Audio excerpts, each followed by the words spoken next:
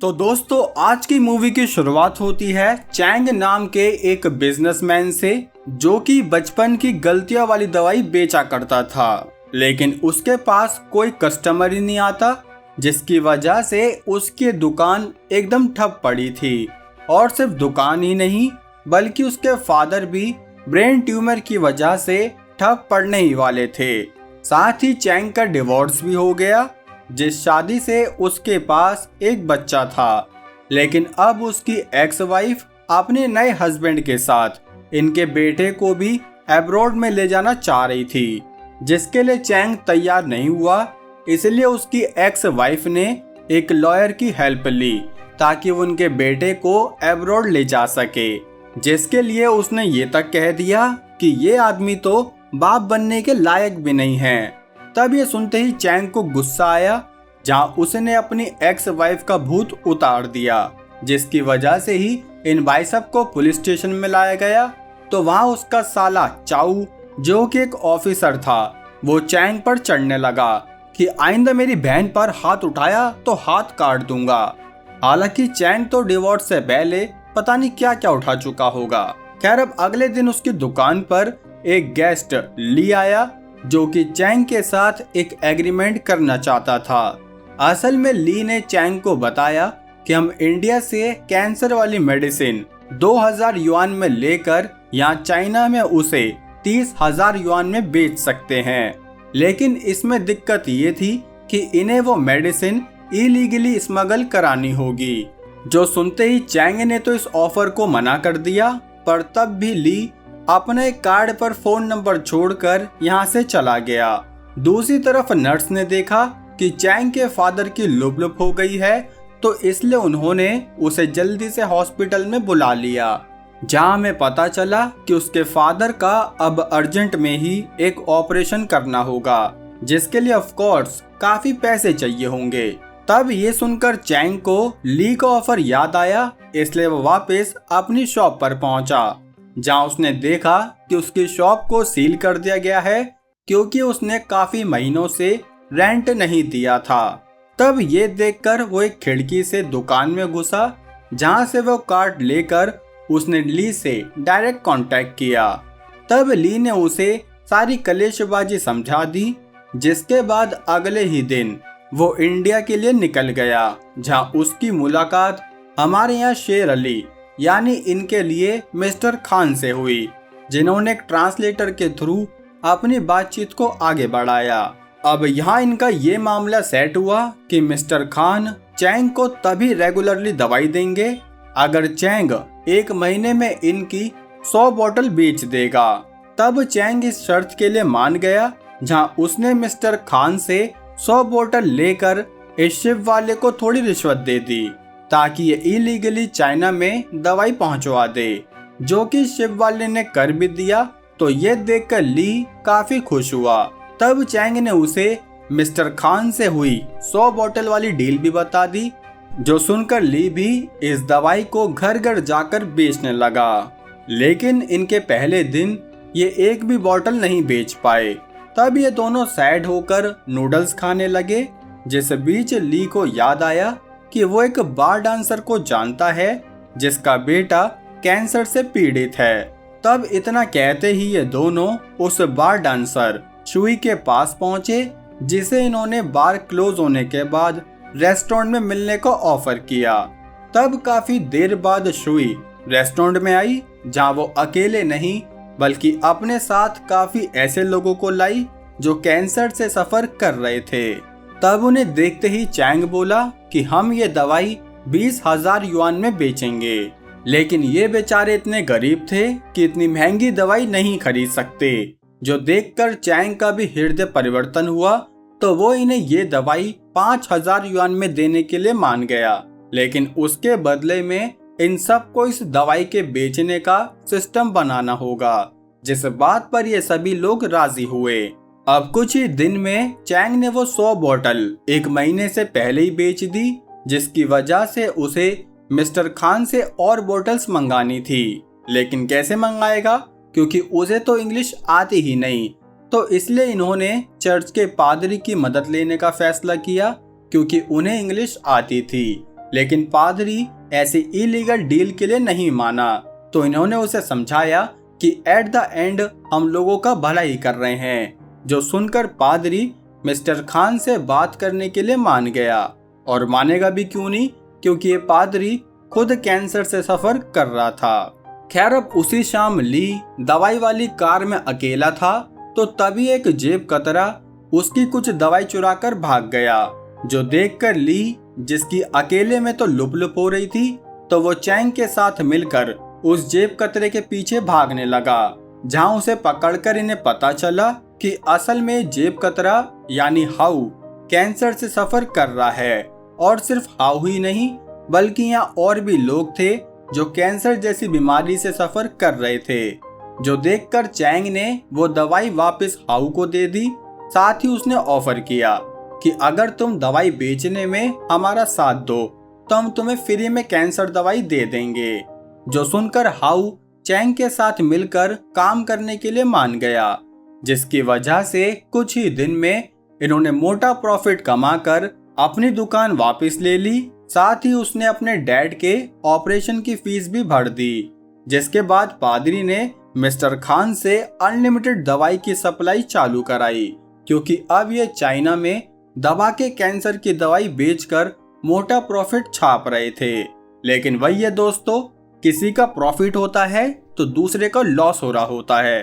तो इसलिए यहाँ पुलिस स्टेशन में एक फार्मा कंपनी के ओनर ने रिपोर्ट करी कि चाइना में काफी इलीगल कैंसर की दवाई आ रही है, जिसकी वजह से उनकी कंपनी को लॉस हो रहा था। तब ये सुनकर पुलिस चीफ ने चाऊ, जो कि चैंग का साला था, उसे ही इस केस पर लगा दिया। दूसरी तरफ चैंग, ली, शुई, हाउ, पादरी अंकल सब मिलकर पार्टी करने लगे। जिस बीच क्लब मैनेजर शुई को उसकी जॉब याद दिलाने आया, तो चैंग ने क्लब मेंबर को पैसे देकर खुद उसे ही पोल पर नचवा दिया। जिसके अगले दिन ये सभी फिर से कार्ड खेलने लगे। तो पादरी अंकल ने इन्हें बताया कि कोई नया सेलर कैंसर की दवाई और भी सस्ते में बेच रहा है। जो सुनते ही ये सभी उस सेलर के सेमिनार में पहुंचे, तो पता चला कि ये कोई नकली डॉक्टर उस सेलर के लिए प्रमोशन कर रहा है। जो देखते ही ये सब प्लान करने लगे कि आखिर इस नकली दवाई वाले सेलर को कैसे एक्सपोज करे, क्योंकि इस दवाई से काफी लोगों को साइड इफेक्ट भी हो सकता है।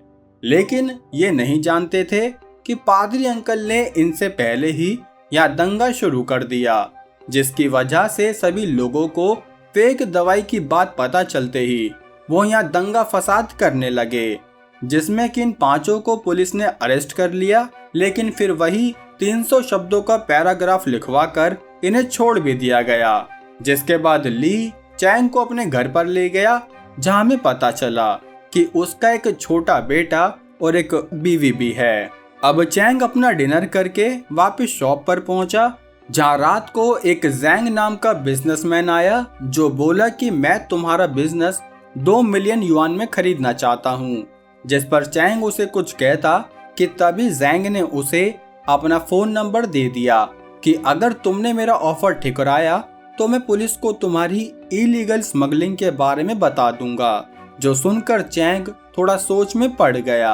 अब अगली सुबह उसे अपने फोन पर कॉल आई कि पुलिस तुम्हारी दुकान में रेड मारने वाली है। जो सुनते ही चैंग और बाकी लोगों ने मिलकर उन कैंसर वाली दवाई को छुपा दिया, जिसकी वजह से यहाँ पुलिस की रेड तो हुई लेकिन उन्हें कुछ भी नहीं मिला। तब चैंग को दोबारा जैंग ने फोन करके कहा कि अभी भी वक्त है, ये रेड किसी दिन बिना बताए भी हो सकती है। जो सुनते ही चैंग ने अपने पार्टनर्स के आगे अनाउंस कर दिया कि अब वो ये बिजनेस जैंग को बेचने वाला है। जो सुनते ही उसके सारे दोस्त धरना प्रदर्शन पर आ गए कि नहीं, क्योंकि ऐसा करने से ये जिन लोगों को फ्री या सस्ते दामों में दवाई दे रहे थे उन्हें दवाई मिलनी बंद हो जाएगी। लेकिन चैंग के पास कोई और ऑप्शन भी नहीं था, क्योंकि वो इस बिजनेस की वजह से जेल में जाकर अपने बेटे को नहीं खोना चाहता था। जो सुनते ही सारे लोग सैड होकर यहाँ से चले गए, जिनके जाते ही ये कहानी भी 1 साल आगे आई, जिसमें कि चैंग ने उस बिजनेस के पैसों से अपनी एक गारमेंट फैक्ट्री खोल ली। तभी वो वापस घर जाने लगा, जिस बीच उसे ली की बीवी दिखी, जिसने बताया कि ली अपने कैंसर की वजह से मरने वाला है क्योंकि जैंग ने वो दवाई इतने हाई प्राइस पर बेची कि वो पुलिस की पकड़ में आ गया, जिसकी वजह से अब बाकी लोगों को कैंसर की दवाई नहीं मिल पा रही। तब ये सुनते ही चैंग ली की हालत देखने पहुंचा, जिसे देखकर उसे बहुत रोना आया। लेकिन अभी वो रोया नहीं, बल्कि वो यहाँ से इंडिया के लिए निकल गया, जहाँ उसे पता चला कि अब मिस्टर खान उसके साथ डील नहीं करने वाले।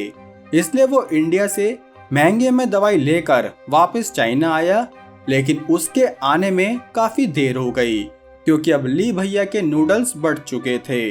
तब चैंग सैड होकर वापस घर जाने लगा। जैसे बीच उसने देखा कि यहाँ बहुत सारे कैंसर पेशेंट आए हैं, जिनके सामने से वो सर झुका के चला गया क्योंकि अंदर ही अंदर वो समझ चुका था कि भले ही वो तो अमीर बन गया, लेकिन उसने अपने पीछे काफी लोगों की जिंदगी दांव पर लगा दी, जिसकी वजह से अब वो वापस सब कुछ ठीक करने के लिए अगले ही दिन वापस इंडिया में आ गया, जहां उसने मिस्टर खान को सारी बात ठीक तरीके से समझाई तो वो भी उससे इम्प्रेस होकर उसे दवाई देने के लिए मान गए। जिसके बाद चैंग यहाँ से हाउ के पास आया, जिसे उसने अपने साथ काम करने के लिए इनवाइट किया। जिसके बाद शाम को फैक्ट्री में उसने उन सभी पेशेंट्स को बुलाया जो कि पहले भी उससे सस्ते में दवाई लिया करते थे। तब चैंग ने इन सबको इनकी हेल्प के बदले इन्हें वो दवाई 500 युआन में देने का प्रॉमिस किया, जो कि असल में वो मिस्टर खान से 2000 युआन में ला रहा था, मतलब कि सीधा सीधा 1500 युआन का लॉस। पर फिर भी उसने ये काम कंटिन्यू रखने का सोचा क्योंकि अब वो अपने पापों का प्रायश्चित करना चाहता था। दूसरी तरफ पुलिस ने नोटिस किया कि जैंग को पकड़ने के बाद भी मार्केट में वो सस्ती दवाई चल रही है, जिसका मतलब अभी भी कोई डीलर इन दवाइयों को सप्लाई कर रहा है। तब ये देखते हुए पुलिस चीफ ने चाओ को 15 दिन का टाइम दिया, जो सुनते ही चाओ ने बहुत सारे गरीब कैंसर पेशेंट्स को इकट्ठा करके उनसे इस दवाई के सप्लायर के बारे में पूछा। लेकिन वहां किसी ने चाओ को कुछ नहीं बताया। उल्टा एक बूढ़ी अम्मा ने उससे रिक्वेस्ट करी कि बेटा वो डीलर जो कर रहा है उसे करने दो, क्योंकि उसकी मेहरबानी से ही हम लोग सस्ते में दवाई खाकर जिंदा बचे हुए हैं। जो सुनकर चाओ समझ गया कि ये कोई अच्छा आदमी है, लेकिन वही है, कानून तोड़ा मतलब सजा मिलेगी। इसलिए वो खुद इन पेशेंट्स के पेपर चेक करने लगा तो उसमें उसे एक पेपर पर चैंग के सिग्नेचर दिखे।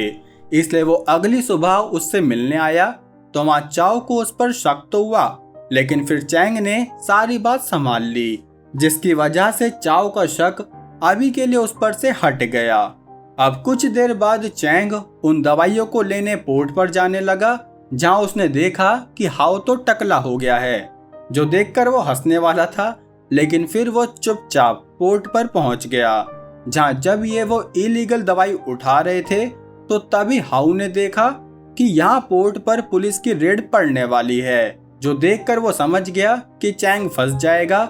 इसलिए वो उसे बचाने के लिए खुद ही गाड़ी लेकर दूसरी तरफ भागने लगा ताकि पुलिस उसके पीछे पड़ जाए। पर यहाँ तो पुलिस नहीं बल्कि एक ट्रक ने आकर हाउ की गाड़ी उड़ा दी, जिससे कि हाउ की भी हलवा पूड़ी यहीं बट गई, जो देखकर चैंग को चाओ पर गुस्सा आया क्योंकि पुलिस की वजह से ही हाउ इतनी तेजी में भागा था। लेकिन अब क्या कर सकते हैं, वो बेचारा तो मर गया, जिसकी वजह से चैंग भी बहुत ज्यादा रोने लगा। दूसरी तरफ चाओ ने भी इस कॉम्प्लिकेटेड केस से निकलने के लिए अपना इस्तीफा दे दिया, जहां तीसरी तरफ इंडिया में गवर्नमेंट के एक ऑर्डर से मिस्टर खान की सारी प्रोडक्शन को रोक दिया गया क्योंकि उसकी सस्ती दवाई से बड़ी बड़ी फार्मा कंपनीज को लॉस हो रहा था, जिसकी वजह से ही चैंग के पास भी कैंसर मेडिसिन की शॉर्टेज होने लगी। इसलिए तब उसने इंडिया की सारी फार्मा कंपनी से वो बची हुई दवाई लेने का प्लान किया, जो कि ऑफ कोर्स उसे बहुत हाई प्राइस में मिलेगी, जिससे ये भी हो सकता है उसका दिवालिया निकल जाए। पर फिर भी उसने सारी दवाई मंगा ली। साथ ही वो समझ चुका था कि मिस्टर खान के थ्रू चाइना पुलिस को सारे सप्लायर की इंफॉर्मेशन मिल जाएगी, जिससे वो भी पकड़ा जाएगा। इसलिए तब उसने अपने बेटे को अपनी एक्स वाइफ के साथ अब्रॉड जाने की परमिशन दे दी। जिसके बाद जब रात को वो दवाइयों को सप्लाई करने पहुंचा तो तभी पुलिस ने उसकी दुकान पर रेड मार दी, जिसकी वजह से वो इस केस में पकड़ा गया। तब उसे अरेस्ट करके कोर्ट में लाया गया, जहां जज ने उसे 3 साल की सजा सुना दी, और वो भी किस लिए कि वो गरीबों का भला कर रहा था। वाह रे अंधा कानून। खैर अब बेचारा चैंग जेल में जाने लगा तो उसने चाओ से सिर्फ एक ही बात कही कि जब मेरा बेटा मेरे क्राइम के बारे में पूछे तो बस ये कह देना कि उसके डैड कोई बुरे इंसान नहीं थे।